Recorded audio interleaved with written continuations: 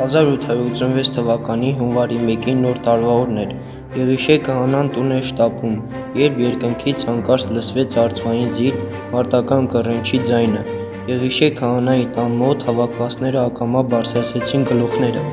Օդում հանդարտ լող տվող ամպերից մեկի հետևից թևերը լայն տարածված հայտնվեց ապիտակին տվող հրաշք թռչուն։ Շրջապատի ձյունի պես ճերմակ, թևերը մի քանի անգամ վեհորեն թափահարելով, վեհաշուկ արծիվը դանդաղ իջավ Եղիշե քահանայի խրճիթի երդիկին։ Թռչունների ճերմակափետուր արքայի մարտական կռինչը տատանեց ձմեռային սառը օդը, խրճիթից լսվեց նորածնի ճիչը։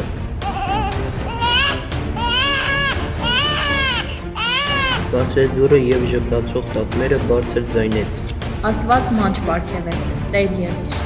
Ասես այդ լուրին սպասող սպիտակաձյունի արծիվը լայն բացեց թևերը, ողջունի մարտական կռինչն արձակեց, ապա վեր խոյացավ, անհետացավ երկնքում։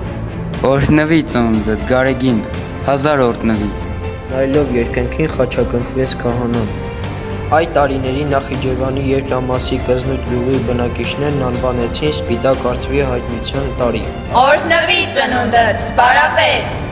Ասում ենք մենք գրեթե 1.5 դար անց։